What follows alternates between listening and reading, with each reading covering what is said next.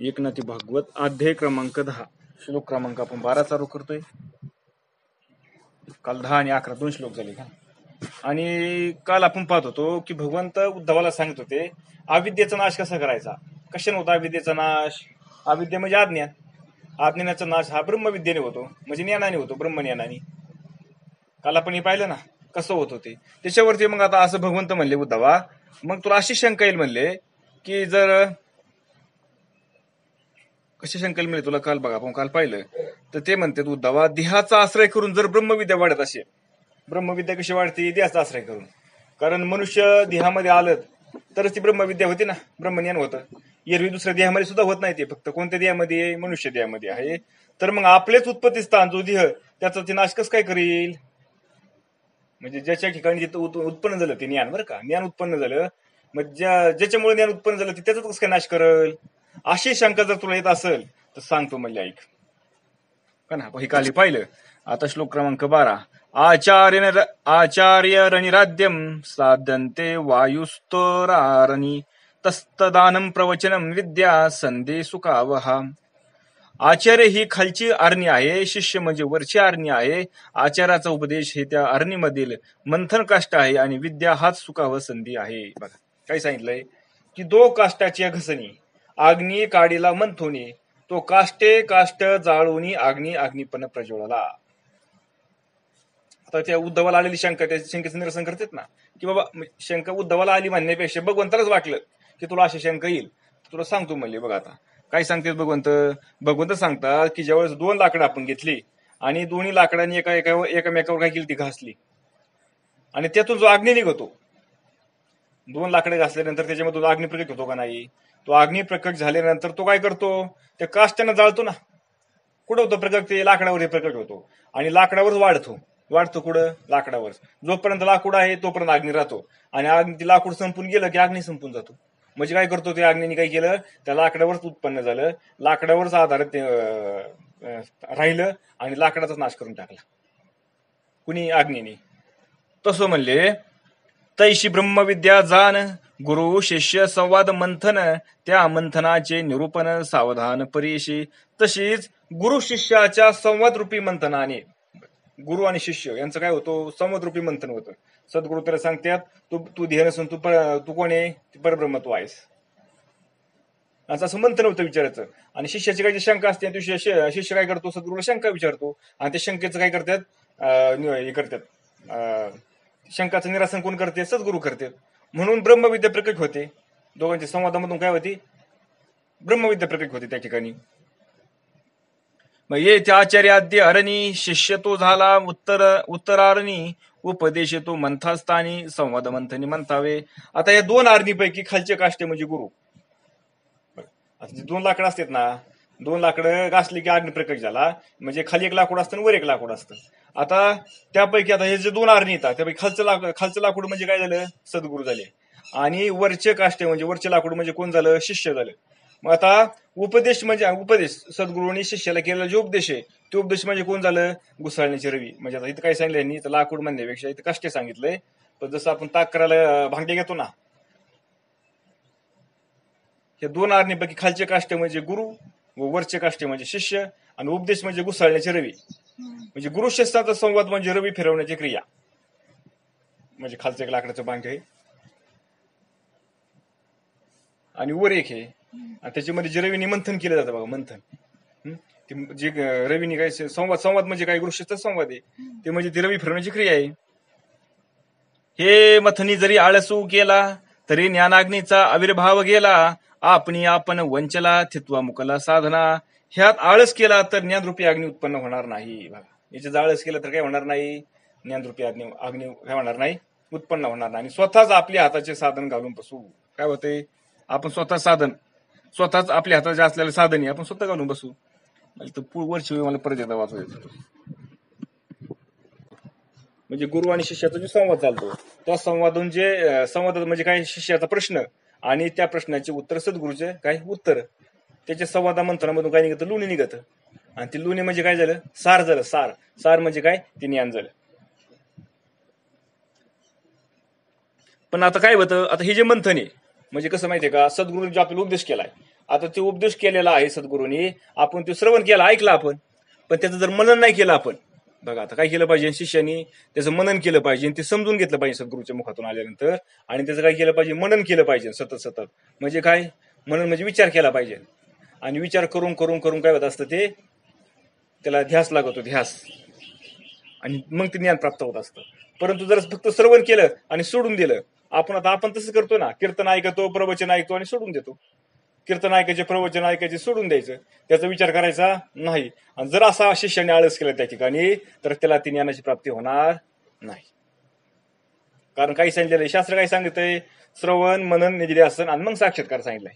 आधी काय करावं लागेल, सद्गुरूच्या मुखातून श्रवण करून घ्यावं लागेल, त्याचं मनन करावं लागेल, आणि मनन केल्यानंतर काय त्याचा ध्यास घ्यावा लागेल, निधिध्यास. ती ज्ञान म्हणजे असं आहे, मग ती ज्ञान मला कधी प्राप्त होईल असं त्याला ध्यास घ्यावा लागेल, आणि मग ते ध्यास घेतल्यानंतर मग त्याला साक्षात्कार होईल. अशी काय आहे, अशी ही क्रिया आहे. पण जर शिष्याने ती नाही केलं तर काय होईल, तो आळसाने नाही केलं, फक्त श्रवण केलं सोडून दिलं, श्रवण केलं सोडून दिलं, तर त्याला ज्ञान प्राप्त होणार नाही. तेच सांगतात भगवंत उद्धवाला, काय होणार नाही म्हणले, ज्ञान प्राप्त होणार नाही. म्हणून श्रवण लय महत्वाचं आहे, श्रवण सुद्धा केलं पाहिजे. धरिता आळसाची मागे, एवढा अनर्थो वाजे अंगे, आठही प्रहर्षणता ती योगी, या योगा लागे साधवया. आळस केल्यास असा अनर्थ ओढवतो. बघा, जर काय केलं आपण, आता सद्गुरूच्या मुखातून श्रवण केल्यानंतर आपण त्याचं मनन नाही केलं, त्याचा आळस केला, तर काय होतो, असा अनर्थ ओढवतो. म्हणजे कोणता अनर्थ ओढवतो, ते ज्ञान प्राप्त होत नाही आपल्याला. मग योग साधण्यासाठी योगी आठही प्रहार कष्ट करीत असतात. पण योग साधण्यासाठी काय करतात योगी, आठही प्रहार रात्रंदिवस कष्ट करत असतात. निज स्वार्था लागी सावधान, गुरु वचनाचे अनुसंधान, अविश्रम करिता मंथन ब्रह्मज्ञान ते प्रकट. शिष्याने एकदा गुरुवचनावर काय केलं, सद्गुरूंनी त्याच्या शिष्याला काय केलं, ते उपदेश केला, आणि शिष्याने काय केलं, त्या केलेलं जो उपदेश आहे सद्गुरूंनी, त्याच्यावरती गुरूंच्या वचनावरती सतत सावधपणे काय केलं, त्याचं विचाराचं मंथन केलं. कारण माऊली पण सांगतात ना, त्रिगुणी आसार निर्गुणी सार, सार आसार विचार हरिपाठ, म्हणजे आणि सार आणि आसाराचं मंथन झालं पाहिजे विचाराचं.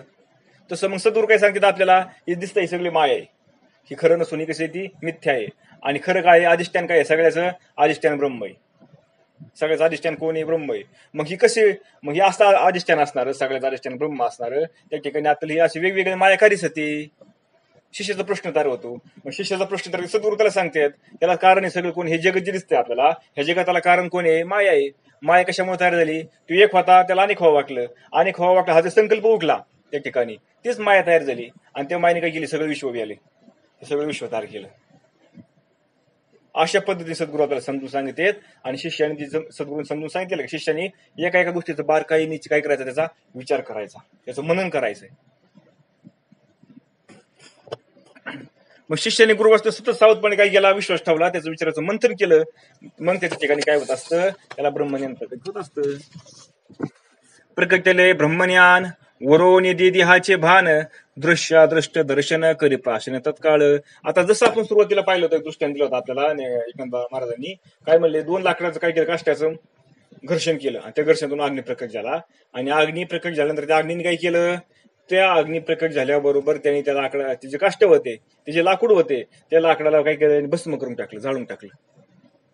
त्याप्रमाणे ह्या देहाच्या संबंधाने त्यातल्या जे अंतःकरण सूक्ष्मदेह, जडदेह, याच्या संबंधाने ज्या सूक्ष्मदेहामध्ये असणाऱ्या अंतःकरणामध्ये असणारी बुद्धी, मन, बुद्धी, चित्त आणि अहंकार, ही जी बुद्धी, ती बुद्धी काय करते, मन आणि बुद्धी काय करते, यांचा संवाद करते. बघा, यांचा संवाद चालवतो, आणि त्या संवादामधून काय होतं, सार निघतं. मग काय सार निघतं, की परमात्मा सत्य आहे, ते ब्रह्म सत्य आहे, ब्रह्म सोडून दुसरं काहीच नाही या ठिकाणी, हे दिसतं, हे सगळं काय मिथ्या आहे, मृगजळासारखं आहे सगळं, असं त्याचा काय होतो, फैसला होतो. असा फैसला झाला बरोबर, मला सांगा बरं, मग आता देह खरं राहिला का, देह खरं राहिला का, जर सगळंच मिथ्या आहे तर त्याचा देह खरा आहे का, तो पण मिथ्या आहे. मग शिल्लक काय राहतं, म्हणजे देहाचा लगेच बाद झाला, म्हणजे ह्या मायेने काय, मायेचा जे विश्व आहे, ह्या विश्वाचा बाद झाला, आणि विश्वाचा बाद झाला त्या क्षणी लगेच देहाचा बाद झाला, मग राहता काय शिल्लक, फक्त ब्रह्म शिल्लक राहत. म्हणून अशा प्रकारे काय होतं, ते देहाचा बाद होतो. म्हणजे थोडक्यात काय सांगितलं इथं, की जर ब्रह्मज्ञान एकदा प्रकट झालं की ती ब्रह्मज्ञान काय करतं, निज माया गुण, ही जी माया आहे, मूळ असणारी जी माया आहे, त्या मायेचे गुण नष्ट करून टाकते. शिष्याला काय करते, थांब 1 मिनिट, नंतर ती ब्रह्मज्ञानामुळे काय होतं, द्रष्टा, दृश्य आणि दर्शन ही त्रिपुटी उरत नाही. द्रष्टा म्हणजे पाहणारा, द्रष्टा म्हणजे पाहणारा, दृश्य म्हणजे ज्याला पाहिजे तो परमात्मा, आणि दर्शन. दर्शन जी क्रिया आहे ती क्रिया, ही त्रिपुटी बाद होते आणि ही त्रिपुटी बाद झाली की खाली काही शिल्लक राहत नाही, ध्येय शिल्लक राहत नाही खाली.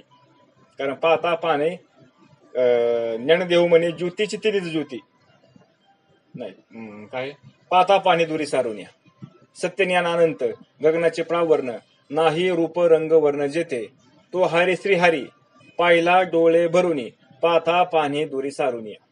कसा पाहिला त्याला, पाहता पाहणे बाजूला सारून मग पाहिला, ज्ञानोबा सांगते. मग तसं पाहणारा म्हणजे द्रष्टा, दृश्य ज्याला पाहायचंय ते, आणि दर्शन म्हणजे ती क्रिया आहे, ही त्रिपुटी बाद होऊन जाते. आणि ही त्रिपुटी बाद झाली की देहाचा बाण शिल्लक राहत नाही, दिया संपला. आता इथं कोणाच देह आहे, कोण देह आहे, कोणच नाही ना. इथं फक्त एक शिल्लक काय राहते, आता ब्रह्म शिल्लक राहते, ते पण एक आहे असं म्हणायला पण तिथं वाव राहत नाही.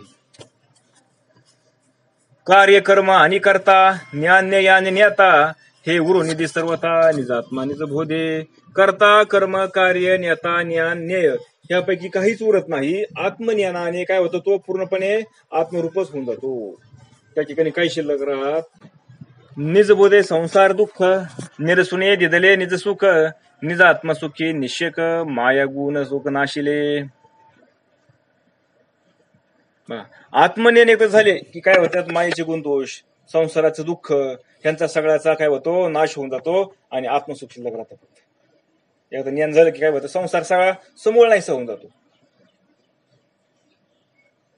म्हणजे संसार होता, आधी होता किंवा आता आहे, ही काही शिल्लक राहत नाही. संसार ही काय राहत नाही, हे संकल्पनाच बाद होत ती पूर्णपणे. जसं आपण झोपल्यानंतर आपल्याला झोपलं स्वप्न पडतं, आणि स्वप्न पडल्यावर भयानक स्वप्न पडतं आपल्याला. काय स्वप्न पडलं आपल्याला, रात्रीचं स्वप्नामध्ये चोरटे आली आणि आपल्याला मारलं, असं स्वप्न पडलं. सकाळी उठल्यावर किंवा आपल्याला लय गडबडा लागलो म्हणून, बावचाळा लागलो म्हणून शेजारीने आपल्याला उठवलं, आता जागा झालो, परत कुठे गेलं स्वप्न, सगळं नाहीसं झालं का नाही. तसं हे जे स्वप्न रूप आहे, हे जगत म्हणजे कसं आहे, आता हे कसं आहे, जागृतीतलं आपलं काय आहे, हे जागृतीतलं स्वप्न आहे. आणि सद्गुरू काय करतात, आपल्याला या ठिकाणी जागा करतात, आणि जागा केल्यामुळे हे स्वप्न काय होतं, नाहीसं होऊन जातं. हे स्वप्न नाहीसं झालं म्हणजे काय शिल्लक राहत नाही. वैशारदी सात सात विशुद्ध बुद्धीर धुनती, माया गुण संप्रार सुताम, गुणश्य संदह यदात्म मेत स्वयं च शाम्यत्य समिदा नाग्नी. ते श्लोक क्रमांक 13. ती अतिनिपुण शिष्याने प्राप्त करून घेतलेली आणि अतिनिपुण गुरुनी शिकवलेली अतिशुद्ध बुद्धी मायेचे जे गुणात्मक कार्य असते त्याची निवृत्ती करते, व त्या गुणाचे कार्य ह्या स्वरूपात हे जे जगत जीवाच्या संसाराचे निमित्त आहे, त्या गुणांना जाळून नष्ट करून ज्याप्रमाणे काष्ट जाळून अग्नी शांत होतो, त्याप्रमाणे ती बुद्धी आपोआप शांत होते व परमानंदात विलीन होऊन जाते. काय होतं, आता ज्ञान झाल्यानंतर काय लक्षणे बघा, काय होतं ते या श्लोकामध्ये सांगितलंय. नाशवाया निजमाया गुण, शिष्य विशारद बुद्धी निपुण, दैवी संपदेचे अधिष्ठान, सद्गुणी सर्वदा संपन्न सर्वदा. काय होतं की मायेच्या गुणाचा एकदा निराश झाला, ब्रह्मज्ञान झालं, आणि काय होतं, मायेच्या गुणाचा निराश झाला त्यामुळे. आणि एकदा जो चतुर्शिष्य असतो ना, चतुर्शिष्य हुशार शिष्य असणार आहे ना, तो काय करतो, मायेचा ते ज्ञानाने निराश करून टाकतो आणि सद्गुरु रूपी दैव संपदा अंगी आणण्याचा निरंतर प्रयत्न करतो. सद्गुरु दैवी संपदा म्हणजे सद्गुरूंच्या ठिकाणी असणारी जी दैवी संपदा आहे, दैवी संपदा म्हणजे ते असणारं ज्ञान, ते ज्ञान संपादन करायचा प्रयत्न करतो तो. आता मग कसं, आता सद्गुरूने फक्त सांगितलं महावाक्य त्याला, ते ब्रह्म तू आहेस, तू तुझ्या पुरतं मर्यादित नसून तू कसा व्यापक आहेस. ध्येय म्हणजे तू नाही, हे जगत दिसतं म्हणजे ते नाही, जगत नाही, इथं कोणी सगळं ब्रह्मचे. एवढं सांगितलं त्याला, कळलं त्याला. पण आता ही कसं आहे, काय आहे, माया का तयार झाली, कशी तयार झाली, पंचमहाभूते कशी तयार झाली, 3 गुण कसे तयार झाले, मग हे खरं का वाटायला लागलं आपल्याला, खरं का समजतं. मग हे ठीक आहे, तुम्ही सांगले मिथ्या माया, मग ही मिथ्या असताना माया सत्य का वागती, हे सगळे अनेक शंका असतात त्या शिष्याच्या. ते शिष्याने त्या सद्गुरूला विचारलेले असतात आणि सद्गुरू त्याला काय करत असतात ते सांगत असतात. ते सगळं ज्ञान प्राप्त करायचा प्रयत्न करतो शिष्य. कोण, जो चतुर्शिष्य असतो तो बरं का. ऐसा मुमुक्षु अधिकारवंतू, त्याशी शब्द परिनिशांतू, गुरुनी माता ठेविला हातू, निज बोधू प्राप्तू तत्काळे. असा शिष्य हा मोक्षाचा, बघा काय असतो, मोक्षाचा अधिकारी असतो. असा शिष्य असतो ना, तो मोक्षाचा अधिकारी आहे. आणि मोक्षाचा अधिकारी असला म्हणजेच काय झालं, तो ज्ञान प्राप्त त्याला होत असतं त्याच्यामुळेच. कारण ज्ञान कुणाला पण प्राप्त होत नाही, त्याला अधिकार लागतो. आणि कोण आहे अधिकारी, त्याचा मुमुक्ष.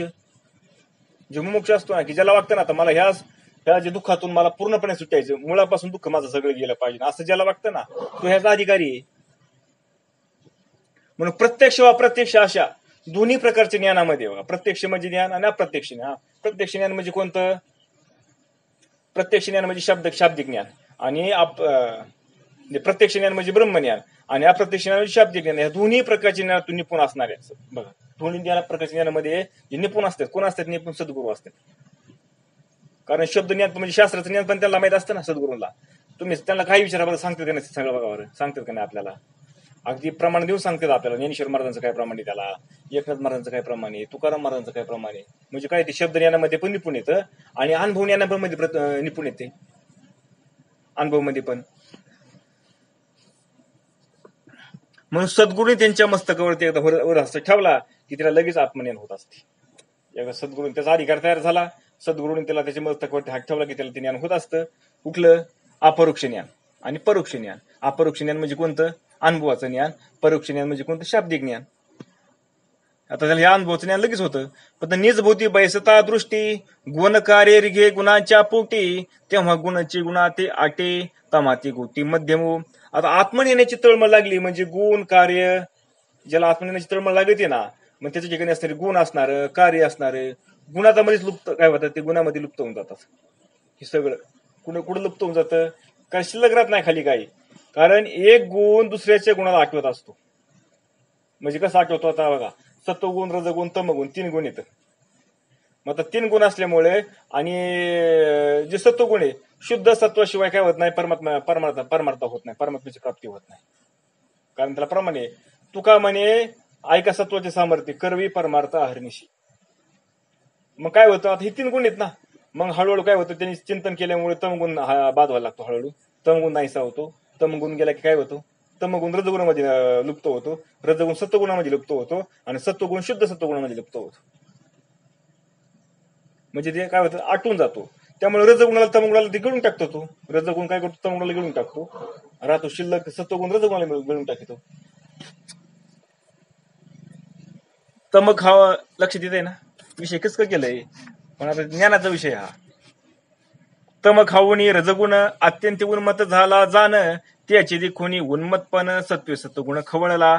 आता तमगुण खाऊन रजगुण वाढला. रजगुणाने काय केलं? तमगुणाला खाऊन घेतलं आणि रजगुण वाढला. रजगुण वाढल्यामुळे सत्वगुणाला काय होतं? जोर येतो. त्याला जोर येतो. मग आणि त्याला जोर आला की तो काय करतो? तो रजगुणाला तात्काळ प्राशन करून टाकतो, लगेच त्याला खाऊन घेतो रजगुणाला. जेव्हा खवळला सत्वगुण त्याशी न साहे दुजेपण, रजगुणाचे प्राशन केले जाण तत्काळ. केवळ सत्वाचा स्वभाव त्याने नुद सुखाचा अनुभव, क्षणाशिना नीच नवा पाहो आती न बलाहो अनुभवी. बघा, आता शुद्ध सत्वाचा स्वभाव कसा आहे की त्यांनी काय केलं? क्षणोक्षणी नवनीत आत्मसुखाचाच अनुभव येत असतो त्याला. नवनवीन त्याला काय येत असतो? क्षणाक्षणाला नवीन नवीन काय होतं? त्याला अनुभव येत असतो. वही राहिली का आपली वाचायची? किंवा सत्वाचा स्वभाव त्याने निज सुखाचा अनुभव, क्षणाक्षणी नीच नवा पाहू आती न बलाहो अनुभवी. शुद्ध सत्वाचा स्वभाव कसा असतो की त्यांनी क्षणाक्षणाला नवीन नवीन आत्मसुखाचा अनुभव येत असतो त्याला. कारण सत्वगुणाशिवाय परमार्थ होत नाही. आणि हा जो अनुभव आहे परमार्थाचा, तो कुठे येतो? आत्मसुखाचा अनुभव कुठे येतो? सत्वगुणामध्ये येतो. तेने सुखानुभवे देखा रजतमांच्या बीज कणिका, ज्या सृष्टी सृजनी उन्मुखा त्याही निश्चिका जाळलेल्या. त्या सुखाच्या अनुभूतीने बघा, आता त्याला आत्मसुख प्राप्त झालं ना, आत्मसुखाचा त्याला अनुभव आला. मग त्या आत्मसुखाच्या अनुभवाने तो सृष्टी उत्पन्न होण्यास, बघा ही सृष्टी उत्पन्न झालेली असते ना, आणि त्याला असणारे जे कारणीभूत कोण आहे? सगळे रजतम, हे सूक्ष्म अंश, हे सगळे जळून जातात. ही सृष्टी तयार झाली कोणामुळे तयार झाली? मायापासून तयार झाली. कारण कोणी? माये. पण मायेने कोणाचे सामर्थ्य हे सृष्टी तयार केली? या 3 गुणांचे सामर्थ्य तयार केले. सामर्थ्य आणि 3 गुणांचे सामर्थ्य केल्यामुळे रजतम हे गुणांचे सूक्ष्म अंश काय होतात? ते सगळे जळून जातात, काय शिल्लक राहत नाही. म्हणून तेव्हा गुण प्रसवते माया, शोधित सत्वी आणली लाया, ते सत्ववृत्ती ऐकलिया ऐदोत या उरलीशी. मग त्यावेळेस काय होतं? शुद्ध सत्वाने माया लय पाहून जाते. शुद्ध सत्वगुण राहतो ना, आता शुद्ध सत्वाने काय केलं? ते सत्वगुणाने काय केलं? रजाने तम गळून टाकला. मात्र आता शुद्ध सत्वगुण राहिला. त्या सत्वगुणाला शुद्ध सत्वाने काय केलं? त्याला त्या मायेला लय म्हणजे लय करून टाकली त्याला. केवळ एकट्या सत्वगुण पुरतो फक्त आता. कशाला? ते माया करायला. जे एकट्या सत्वगुण राहिलेला असतो ना, ते एकट्या सत्वगुणाला शुद्ध सत्वगुण सुद्धा गिळून टाकतो. तेव्हा ब्रह्मास्मी लक्षण तेही हाव लागले क्षीण, सोमहंसाची बोळवण ते संधिजान होतसे. अशा प्रकारे म्हणजे कसं होतं माहितीये का? आता तमगुण असला, तमगुणाला रजगुण खातो, रजगुणाला सत्वगुण खातो, सत्वगुणाला शुद्ध सत्वगुण खातो, आणि त्याच्यानंतर शुद्ध सत्व तो पण निघून जातो. तो शिल्लक राहत नाही. का शिल्लक राहत नाही? कारण तिथे ऐकत असते. आता एक परमात्मा सोडून दुसरं कोण आहे का? कुणीच नाही. आपल्याला सद्गुरूंचे महावाक्य सांगितले, ते काय सांगितले? ते ब्रह्म तू आहेस. काय सांगितलंय? ते ब्रह्म तू आहेस. आता ही जाणीव नष्ट होऊन जाते. मग ही ब्रह्म कोण आहे? शिष्य काय म्हणतो? अहम ब्रह्मास्मी. ते ब्रह्म मी आहे. मग ते ब्रह्म मी आहे म्हणल्यावर हळूहळू त्यांनी काय केलं? सगळं देहामधले जे गुण आहेत ना, ते नष्ट होत गेले. सत्वगुण राहिला तोही नष्ट होऊन गेला. आणि शेवटी आता देहाचं भान त्याचं निघून गेलं. देहाचं भान गेलं म्हणजे आता मी ब्रह्म हे निघून गेलं. तुझे म्हणतो ना आता मी ब्रह्म आहे, मी ब्रह्म आहे, मी ब्रह्म आहे, हे पण निघून जातं. म्हणून अहम ब्रह्मास्मी इत्यादी जे महावाक्यांची गरज राहत नाही. काय त्याला आता त्याला खरा बोध झाला. त्याला काय झाला? आत्मस्वरूपाचा बोध झाला. ते बोध त्याला अनुभवाला आला. म्हणून ही काही शिल्लक राहत नाही आता. ते देहीचे गेले देहपण, जन्म मरण आले मरण, विश्वाची न दिशे भान, आनंद घन कोंदला. त्यावेळी काय झालं? आता देहाचे देह पण निघून जाते. आता देहाचं देह पण राहत नाही. म्हणजे देह भाव राहत नाही. देहाचं देह पण म्हणजे देह मरत नाही. देह भाव शिल्लक राहत नाही. जन्म मरण स्वतःच मरतात. जन्म मरण मरतात म्हणजे काय होतं? जन्माला जी येतं कोणी ते जन्माला देह येतो. मरतं कोण? देह मरतो. आणि मी म्हणजे मी कोणी? मी आत्मस्वरूप आहे, ब्रह्मस्वरूप आहे. त्याचा माझा काही संबंध नाही. कुणाचा? देहाचा माझा काही संबंध नाही. कारण मी म्हणजे देह नाही. म्हणून जन्म मरण, आता मला जन्म नाही आणि मला मरण नाही. म्हणून हे त्याचं ते जन्म मरणाचं बांध राहत नाही त्याला आता. कारण नाहीच ना. मग सर्वत्र काय राहतो? आता फक्त आनंद राहतो. आता जिकडे तिकडे सगळा काय? आनंदच आनंद. आता आनंद सोडून दुसरं काही नाहीच. कारण सगळं बाद झालं ना आता. विश्व बाद झालं, देह बाद झाला, काही शिल्लक नाही राहिलं. आता फक्त राहिलं कोण? ब्रह्म शिल्लक राहिला. आणि ते कसं आहे? आनंद स्वरूप आहे. स्वतःच ते कसं आहे? आनंद स्वरूप आहे. म्हणून सगळीकडे आनंदच राहिला. तेने सुखरूप झाली दृष्टी, आनंदमय झाली सृष्टी, परमानंदे चढली पुष्टी, स्वानंदी मिठी घातली. त्यामुळे दृष्टीचे सुखरूप होऊन आता दृष्टी काय झाली? सगळी सुखरूप झाली. आता सुखरूप झाली म्हणजे सगळं सुख. आता सुख जाणवायला लागलं ना. डोळ्यांनी पाहिलं तरी काय दिसतंय? म्हणजे सुखच होतंय. कारण हा परमात्माच नाकलेला आहे. नामदेवरांचा अभंग आहे बघा. डोळ्यातील बाहुली माझी विठाई झाली, घनानंद मूर्ती माझ्या ध्यानात आली. काय झालं? ही डोळ्यातली बाहुलीची विठाई झाली म्हणजे काय दिसायला लागलं? सगळं विठ्ठल दिसायला लागला. आता डोळ्याला काय आवडतंय? विठ्ठल आवडतोय. म्हणून ही सगळी घनानंद मूर्ती असतात. म्हणजे सगळं जे जगत दिसतंय ना, सगळं विश्व दिसतंय ना, हा सगळं विठ्ठल त्याला दिसायला लागला. म्हणून सगळं आनंद त्याला आनंदमय दिसायला लागला आता. कारण त्याला आवडतं कोण? विठ्ठल आवडतोय. मग झालं कोण? सगळा आनंदमय झाला. तोही विठ्ठलच आहे, जगतही विठ्ठलच आहे. आता विठ्ठल सोडून दुसरं कोणी नाहीच आहे. म्हणून परमानंदाला स्वानंद मिठी मारतो. म्हणजे परमानंद आहे ना, त्या परमानंदाला स्वानंद मिठी मारतो. म्हणजे काय झालं? ह्या व्यक्तीच्या ठिकाणच्या आत्मानंद विश्वात्मक आनंदाशी एकरूप होतो. आत्मस्वरूपात झालेला आनंद अनुभवाला आलेला असतो. हा आनंद विश्वात्मक असताना आनंद आहे त्याच्याशी एकरूप होऊन जातो आता.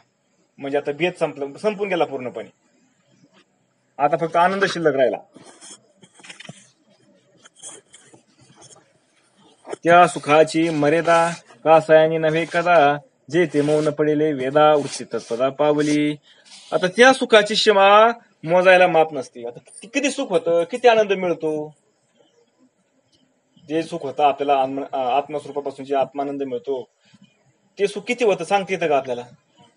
येईन कोणाला सांगायला? सांगा बरं. नाही सांगते. कारण त्याला मोजमाप नाही, ते मोजता येत नाही. ज्या स्थितीचे वर्णन करताना वेदही मौन राहतात.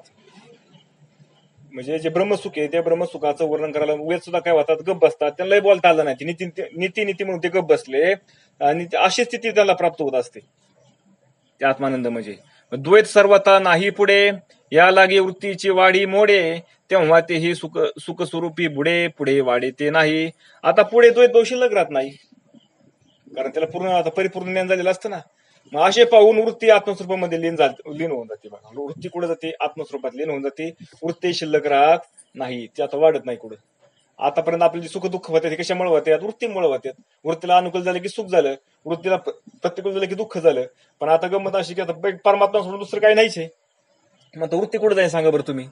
वृत्ती शिल्लक राहत नाही. वृत्ती आत्मस्वरूपात काय होते? एक होऊन जाते त्याच्याशी.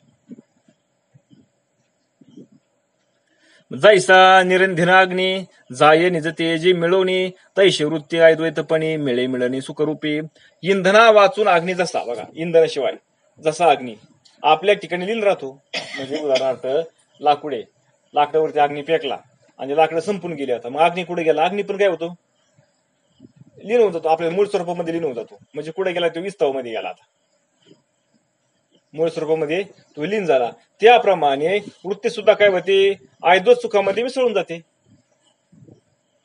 आयदोत सुख म्हणजे कोणतं आत्मसुखामध्ये काय होते ते मिसळून जाते आता एक आत्म सोडून दुसरं काहीच नाही त्यामुळे वृत्ती शिल्लक राहत नाही वृत्ती त्याच्याशी एकरूप होऊन जाते येते लक्षात येते ना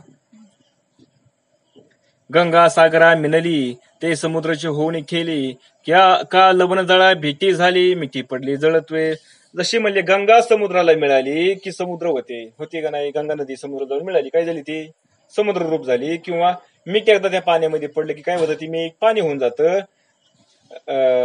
त्याचप्रमाणे म्हणलं हे तसंच काय होतं हे सगळं त्या ब्रह्माशी एकरूप झालं की सगळं ब्रह्ममय होऊन जातं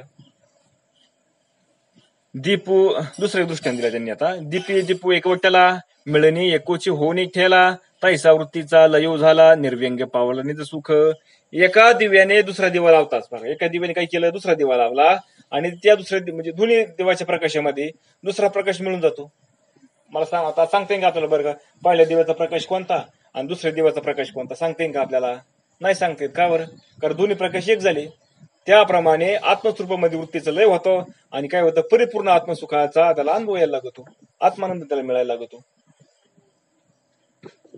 तेव्हा आत्म एकू अद्वैत ते हे म्हणणे नाही तेथ येव द्वैताद्वैताजित नित्य निश्चित निजात्मा मग त्यावेळेस ज्यावेळेस अशी क्रिया होते त्यावेळेस आत्मा अद्वैत रूप आहे किंवा हे म्हणणे उरत नाही त्या ठिकाणी आता मी ब्रह्म आहे किंवा ब्रह्म शिल्लक राहिलं हे म्हणणे त्या ठिकाणी उरत नाही काय उरत नाही कारण ब्रह्म सोडून दुसरं काय आहे का काहीच नाही मग मी ब्रह्म आहे आता ब्रह्म सोडून दुसरं काहीच नाही असं म्हणणार तरी कोण राहिलं तिथं सांगा बरं आणि जर असं कोण म्हणत असेल तर तिथं द्वैत आलं आणि द्वैत आलं की त्या ठिकाणी ज्या ठिकाणी द्वैत आहे त्या ठिकाणी ज्ञान राहू शकत नाही म्हणून मी ब्रह्म आहे किंवा जगत ब्रह्म आहे हे त्या ठिकाणी शिल्लक राहत नाही आता सगळं ब्रह्ममय झालेलं आहे ना सगळं कोणी परमात्मा स्वरूप झालंय सगळं कारण द्वैत आहे द्वैत या पलीकडे तो जात असतो तुझं साधक आहे ना द्वैत आणि अद्वैत म्हणजे द्वैत राहत नाही आणि अद्वैत राहत नाही त्याच्या पलीकडे तू जात असतो साधक तो ज्ञान स्वरूप स्वप्रकाश आविकारी अविनाश अकर्ता भोक्ता उदास निर्विशेष निजरूप आत्मा ज्ञान स्वरूप आधी बघा आत्मा कसा आहे ज्ञान स्वरूप आहे अविकारी आहे अविनाशी आहे अकर्ता आहे हा भोक्ता आहे निर्विशेष उदासीन आणि स्वयंप्रकाश कसा आहे निर्विशेष उदासीन स्वयंप्रकाश आहे आत्मा असा सगळा आत्माची म्हणून तो आधी ही अगोत्र चक्षुआ स्तोत्र मनस्का मंत्र मंत्री मंत्रार्थ जो का तो देहरहित बघा तो कसा आहे देहरहित गोत्ररहित नेत्ररहित कर्णरहित मनोरहित मंत्ररहित असून मंत्रातील अर्थही आहे बघा तो अर्थही आहे म्हणजे काय कसा आहे आत्मा सगळा म्हणजे तो आत्म्यात असं दाखवता येत ना किंवा असं आमका आत्मा आहे किंवा तसा आत्मा आहे असं दाखवता येत ना तो सगळा आहे ना हा सगळा आत्माची म्हणून जो आज आद्य अप्रमेय आतर्की अलक्ष्य अव्यय नाम रूपादी अभाव भावना अभाव ते शून्य आता ज्याला जन्म नाही बघा ज्याला आद्य आहे बघा तो कसा आहे तो आद्य आहे म्हणजे ज्याला जन्म नाही म्हणजे कधी जन्माला येत नाही कधी मरत नाही आणि आद्य आहे म्हणजे सगळ्या आधीपासून असणार आहे आणि त्याला कसलं मोजमाप नाही असं सांगते का त्याला एवढा आहे तेवढा आहे तेवढा सांगते का त्याला किती सेंटीमीटर आहे किती किलोमीटर आहे असं सांगतील का त्याला नाही तो व्यापक आहे अगं कसं अनंत आहे अनंत त्याचं मापच लावू शकत नाही तो तर्काने कळत नाही डोळ्यांनी किंवा मनाने तो दिसत नाही डोळ्याने पाहिलेला दिसतो का डोळ्याने दिसत नाही तो मनाने दिसत नाही त्याला व्यय नाही त्याला नाम नाही त्याला रूप नाही तो जसा तो आहे ना असे नाही व नाही असेही नाही कसं असं सांग बरं आता कसं असं बरं आत्मा त्याचं स्वरूप असं आहे त्या आत्म्याचं हा कसंच नाही म्हणून एखादा म्हणला ना नुसतं असं काय मी ब्रह्म ते म्हणजे अजून अलीकडेच आहे त्याचे लांब पलीकडे जायचे आपल्याला त्या ठिकाणी जाणीव राहत नाही शहाणीव राहत नाही म्हणून तर हरिपाठेमध्ये पाऊली सांगतात जाणीव नेणीव भगवंता नाही काही त्याला नाही जाणीव पण नाही आणि नेणीव पण नाही त्याला आता पण आपल्याला स्टेप बाय स्टेप जावं लागतं ना, क्रमाक्रमाने जावं लागतं आपल्याला. म्हणून एक एक एक एक बात करत चालायचं आणि शेवटी त्या ठिकाणी गेलं ना काही शिल्लक राहत नाही. मग हे नाही ते नाही, आधी काय सांगावं लागतं, देह मी नाही का नाही, हे जगत मी नाही, असं एक एक एक बात करीत चालायचं. कारण एकदम लगेच असं व्यापकताचा भाव दिला आपल्या ठिकाणी तर बुद्धीला ती पेलवत नाही तेवढं. का पेलवून बुद्धीला आपल्या पेलवत नाही, म्हणून थोडं थोडं थोडं थोडं नाही का. पहिलवान असतो पहिलवान काय करतो, एकदम खुराक खातो का, थोडं थोडं थोडं खातो का नाही. पण एक दिवस कसं होतो तो चांगला असं ताकदवान होतो, दृष्टपुष्ट होतो तो एकदम. तसं हे सुद्धा काय करते सद्गुरू, काय करत असते, थोडं थोडं थोडं थोडं जसं त्या शिष्याला पचन ना तसं थोडं थोडं थोडं थोडं देत राहायचं त्याला, त्याची एक एक एक एक बात करत चालायचं. जो भोग्य भोग्य नव्हे भोगता, जो कार्य कर्म नव्हे करता, करता करता या वार्ता जिथे सर्वता निमाल्या. बघा, तो भोगता भोग्य व भोगही नाही. काय तो भोगणार आहे का, भोग्य आहे का, भोगताय काहीच नाही. तो करता नाही, तो कार्य नाही, तो कृती पण नाही. करता करता हे शब्द त्याला लागू नाहीत. तो करतो किंवा करत नाही की त्याच्यामुळे झालं काहीच नाही. बघा ते आता असं असणार ते आत्मस्वरूप आहे आणि ते आपलं सगळ्यांचं. म्हणून जो अविनाशी अभंग, जो शुद्ध बुद्ध असंग, देह दोयाचा संग, ज्याची अंग स्पर्शना, तो अभंग आहे, तो असंग आहे. बघा, अभंग म्हणजे कशाने भंग पावत नाही, असंग म्हणजे त्याला कुठली जोडी नाही. तो अविनाशी शुद्ध बुद्ध वस्तुल सूक्ष्म अतीत असा आत्मा आहे तो. आत्मा वेगळे ती अनित्य, हा पूर्व निश्चय होता सत्य. आता बुडाले नित्य अनित्य, सबरा भरित निजात्मा. आता आत्म्या वाचून इतर सर्व पदार्थ नश्वर आहेत. आत्म्या वाचून जेवढं काही दिसतं नाही सगळं नाश पावणार आहे, खरं नाही अजिबात. म्हणून हा निषेध एकदा दृढ झाला की परस्परापेक्षा नित्य अनित्य भाव नाहीसा होऊन आत बाहेर केवळ आत्मस्वरूपच राहते. एकदा हा आत्माचा निषेध झाला ना आपला की काय, आत्मा सोडून दुसरं काहीच नाही, असं एकदा निश्चय झाला की मग आता नित्य आणि अनित्य भाव नाहीसा होऊन जातो. नित्य काय अनित्य काय, सार काय असार काय, हा जो भाव आहे ना हा भाव निघून जातो आणि शिल्लक जे राहतं ते फक्त आत्मसुख शिल्लक राहतं. बघा, आत्मस्वरूप शिल्लक राहतं. म्हणजे काय केलं, सुरुवातीला सद्गुरूने महावाक्याचा उपदेश केला, ते ब्रह्म तू आहेस. हा म्हणायला लागला मी ब्रह्म आहे, मी ब्रह्म आहे, मी ब्रह्म आहे. नंतर परत त्याला सांगितलं तूच ब्रह्म आहे का, तर हे जगत आहे तूच आहेस, हे दिसतंय ना सगळं, हे विश्व हे सगळं तूच आहे. मग कसं आहे, मग तू म्हणतो हे सगळं मीच आहे, मीच आहे, मीच आहे. मग कसं आहे मी आता, मग त्याला सांगते सद्गुरू समजून, माया काय, मायापासून पंचमहाभूते 3 गुण तयार झाले, मग 3 गुणाचा हा सगळा खेळ आहे का नाही. हे सगळं मायेने काय केलं, 11ला आणलंय. मग कसं आहे ते सगळं मिथ्या आहे. कसं मिथ्या आहे, हे जसं म्हणले मृगजळाचं पाणी असतं ना, नसतं पण दिसतं, तसं म्हणले हे जगत काय नाही पण दिसतं. असं काय करतात सद्गुरू, त्याला हळूहळू हळूहळू एक एक एक समजून सांगितल्यात. मग तो पण शिष्य काय जसं जसं समजून ना तसं एक एक बात करत चालतो आणि शेवटी जे शिल्लक राहतं ना फक्त आत्मस्वरूप शिल्लक राहतं. काहीच नाही आता तिथे, विचार नाही, हे आहे ते नाही ते नाही, काहीच नाही आता. फक्त मी नाही ते नाही, मी ब्रह्म आहे किंवा मी दे, काही शिल्लक नाही राहिले त्या ठिकाणी आता. बस फक्त आत्मस्वरूप आहे आणि आत्मस्वरूप आहे हेही म्हणणं त्या ठिकाणी राहत नाही. मग कसं असेल ती स्थिती सांगा, ती स्थिती कशी असेल. म्हणून वेदांना विचारलं कसं आहे ते परमात्मा सांग बरं. म्हणून वेद म्हणले सांगतो परत म्हणले नीती आता सांगतेच नाही म्हणले कसं आहे ते. शेषाला 1000 तोंड्यांनी म्हणलं मी सांगतो ना, मला माझ्यावर तोफाला आहे म्हणले, ते मी सांगतो वर्णन करतो म्हणले. म्हणून 1000 तोंड्यांनी ते बोलायला लागला, हसायला लागला मोठमोठ्याने. म्हणले काय त्याचं वर्णनच करता येत नाही म्हणले, कसा आहे तो, असा आहे असा नाही, तसा नाही तसा नाही, कसा नाही कसाच नाही तो. मग कसा आहे सांगताच येत नाही म्हणले. असा असणार तो परमात्मा, असा असणार आत्मस्वरूप आहे. म्हणून त्याला निर्गुण निराकार म्हणायचं. पण तो आपल्या बुद्धीमध्ये बसत नाही, व्याप्त होतं. फक्त ते कसं आहे ते जाणून घ्यायचं आणि परत काय करायचं, आपण खाली येऊन घ्यायचं, खाली यायचं, आपल्या बुद्धीच्या मापामध्ये त्याला करायचा आणि सगुण रूपाने त्याला भाजायचा. मग सगुणामध्ये बघायचा म्हणजे कसा बघायचा, एक तर सद्गुरूच्या रूपाने बघा किंवा आपल्या आराध्य दैवताच्या रूपाने भाजा, जे आपल्याला आवडेल ते त्या रूपामध्ये भाजा. पण जास्त करून सोपं जातं सद्गुरूच्या रूपाने भाजायला. कारण नेनपण नेमाले सर्वथा, बुडाली जानपणाची अवस्था, गुण गुणी गुणातीता हे तत्वता तेत नाही. आता अज्ञान नाहीसे होते, काय होतं असं त्याला ज्ञान झालं ना त्याचं अज्ञान सगळं निघून जातं, जाणतेपणाही नाहीसा होतो, मनाला कळतं, मी लय शहाणा झालो, काय ना त्या ठिकाणी शिल्लक सगळं संपून गेलं त्याचं. गुणधारक गुणातीत स्थिती त्या ठिकाणी काही शिल्लक राहत नाही. गुणातीत नाही, गुणामध्ये पण नाही, काहीच शिल्लक राहत नाही तिथं. मग असं जर असं तर सांगा बरं, ज्याला ज्ञान झालं तो कसा असेल.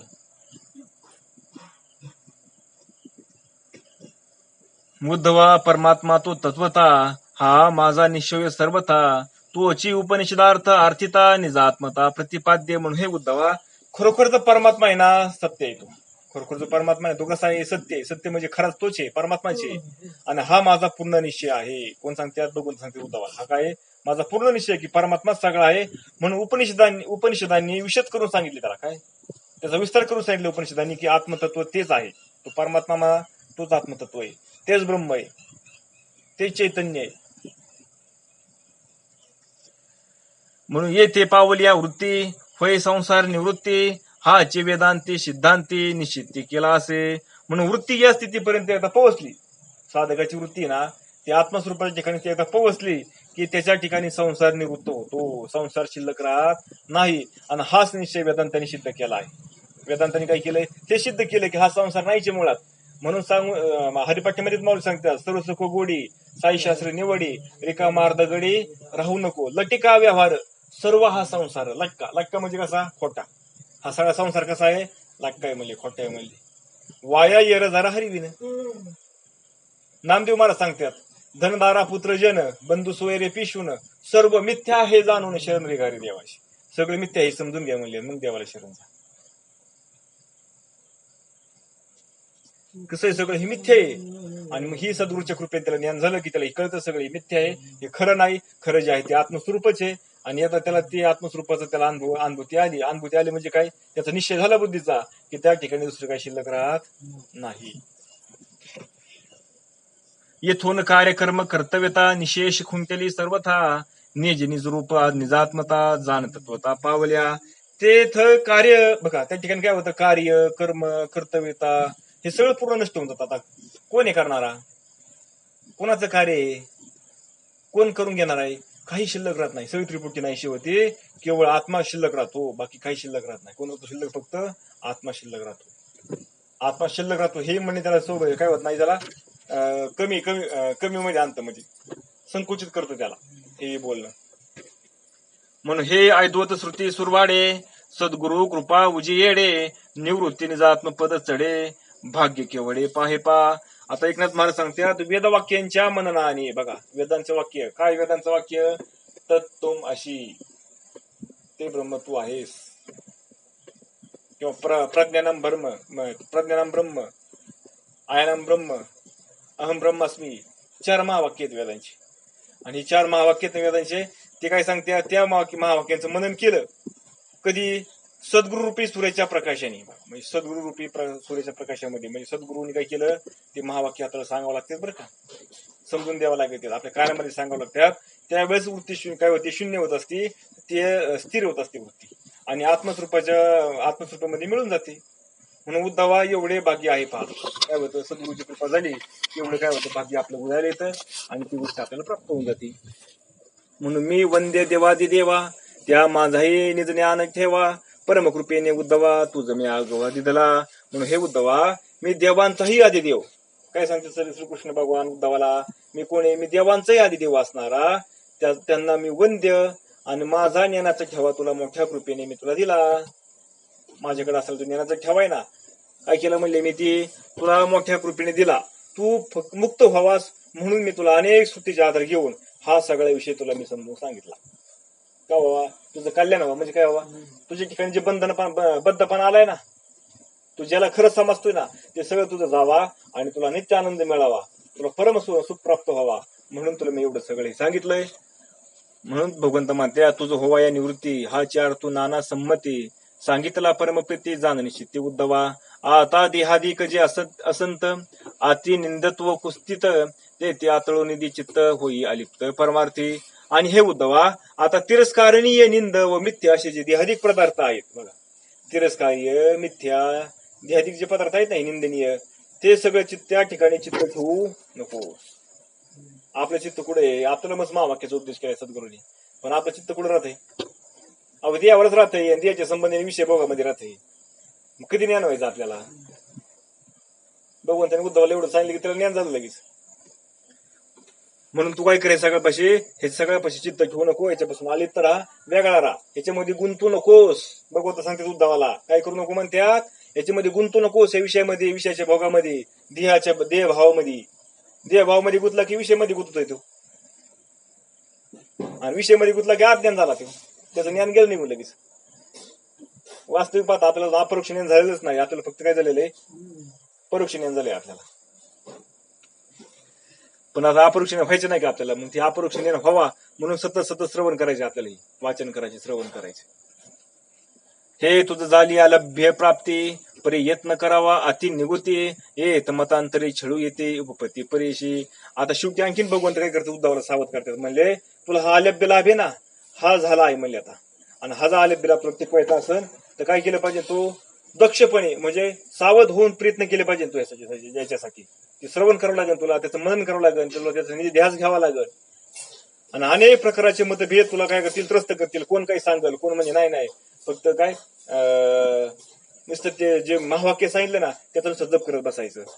कोण काही सांगन, कोण काही सांगन, अनेक प्रकारचे मत येतील म्हणले, त्या मताला जो म्हणायचं नाही. फक्त काय करायचंय, जे सद्गुरू महावाक्य सांगितलं ना त्या महावाक्याचा विचार करायचा, शास्त्र वेदांतामधून श्रवण करायचं. आणि श्रवण कसं करायचं, ते पण माया काय, ब्रह्म काय, माया कशी तयार झाली, याच्यामध्ये पंचमहाभूते कोण आहे, गुण कोण आहे, मिथ्या असणारी माया आपल्याला खरी का वाटते, मिथ्या कशी काय, हे सगळं श्रवण करून घ्यायचं, त्याचं मनन करायचं. सगळ्या शंका जेवढं काय तयार होतील तेवढ्या शंकाचं सगळं निरसन करून घ्यायचं. आणि मग ह्या सगळ्या विचाराच्या मंथनामधून जे सार शिल्लक राहील ते म्हणजे आत्मस्वरूप शिल्लक राहील. कारण काय वेळ म्हणले, तू जर असाच गेला म्हणले कुणाला विचारायला तर अनेक प्रकारचे मतभेद मध्ये ह्याच्यावरती काय अनेक प्रकारचे म्हणजे अनेक लोकांचे मतभेद येतं, आणि ते मतभेद त्यांच्या ठिकाणी तुझं गेला ऐकायला तर तुला काय होशील, तू भ्रमित होऊन जाशील म्हणले, तुला कळणार नाही काहीच. आणि तुला जो प्रयत्न करायला पाहिजे तो प्रयत्न तुझ्याकडनं होणार नाही. म्हणून तू कोणाचं युक्तिवाद ऐकू नको. म्हणजे बाकी बघा, म्हणजे भगवंताने स्वतः उद्धवाला सांगितले, बाकीचं कोणाचं तू ऐकू नको म्हणले ना, तुझ्यावर परिणाम होईल म्हणले, परत मतभेद होतील म्हणले तुझ्या ठिकाणी सुद्धा. पण मी तुला जे सांगितलंय ना त्याचा फक्त विचार कर, आणि ती काय करतो, आत्मबोध प्राप्त करून घे, आत्मबोध प्राप्त करून घे तुला. जर तू आळस केला तर काय होईल, तू ज्ञानाला मोक्ष येईल. म्हणून आपण आता इथंच थांबू. कुंडलिका वरदारी विठ्ठल.